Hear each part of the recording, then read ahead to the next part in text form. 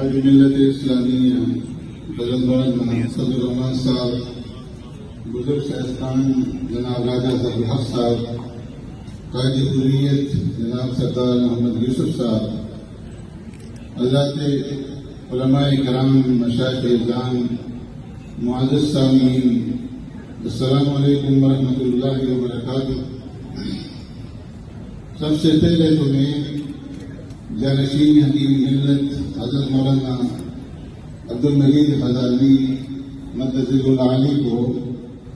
اس کامیاب تقریب کے انعقاد پر مبارکباد پیش کرتا ہوں، اور پھر جن بھائیوں نے میرے ساتھ اپنی محبت کا اظہار کیا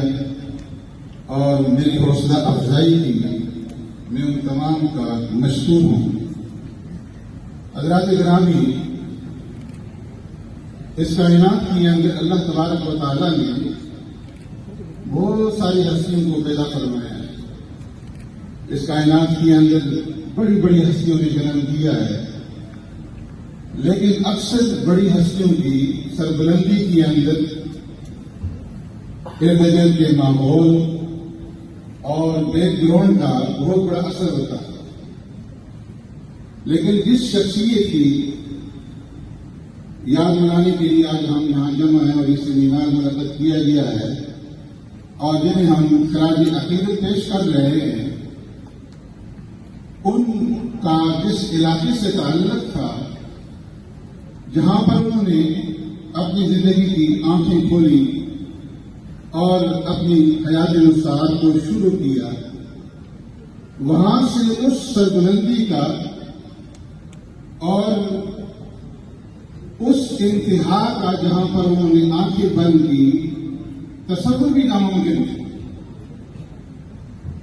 حضرت مولانا عبدالحکیم رحمۃ اللہ علیہ کا جس علاقے سے تعلق تھا،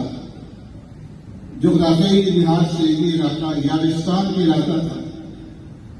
اور یہاں پر اس زمانے میں قوانین کی اور نوابوں کی حکومت تھی، اور وہاں کے رہنے والے باشندوں کے لیے سوائے ان قوانین کی نوکری اور چاکری کے اور ان کی بیگاروں کے اور ان کی بندوق اٹھانے کے علاوہ کسی متبادل پروگرام کے بارے میں سوچنا یہ غداری کے مترادف کہلاتا تھا۔ تو ایسے میں اللہ تبارک و تعالیٰ نے اس علاقے کے ایک غریب کسان حاجی ولی محمد رحمۃ اللہ تعالی کے ہاں ایک بیٹے نے جنم دیا، اور ان کے نانا عبداللہ بابا جو اس زمانے کی مشہور ولی اللہ تھے، انہوں نے ان کا نام عبدالحکیم رکھا، اور 4 اپریل 1920 کو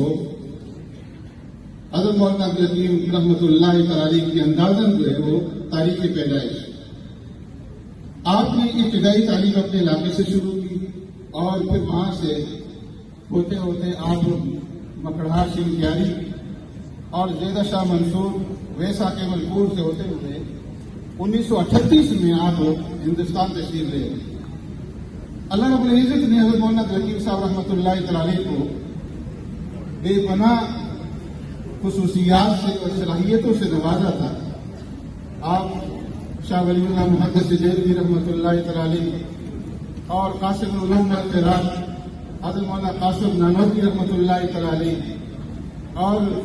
شیخ الہند حضرت مولانا محمود حسن دیوبندی رحمۃ اللہ تعالی اور شیخ العربی والعجم حضرت مولانا حسین احمد مدنی رحمۃ اللہ تعالی کے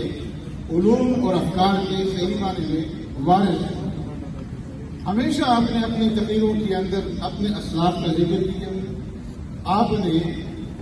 جمیع علماء اسلام کے پلیٹ فارم سے بہت بڑا کام کیا، اور مجلس احراج اسلام کے سرگرم کارکن رہے۔ 1953 کی تاریخ ختم نبوت کے اندر حضرت مولانا عبدالحکیم رحمۃ اللہ علیہ نے بڑھ چڑھ کر حصہ لیا۔ نتیجے میں کے لیے آپ قید کیے گئے،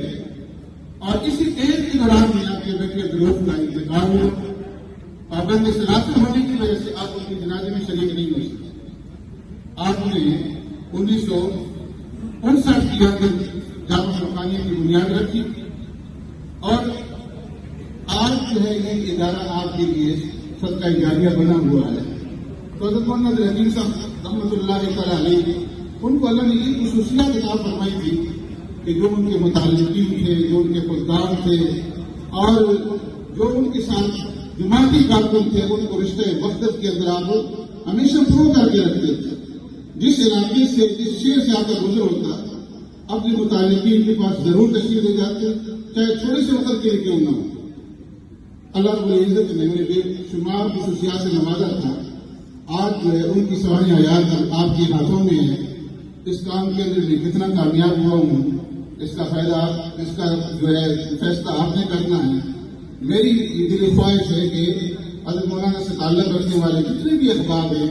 مدارس کی شکل کے اندر علماء اور دیگر معززین، ہر ایک کی لائبریری کے اندر حضرت مولانا کی یہ سوانح حیات جو ہے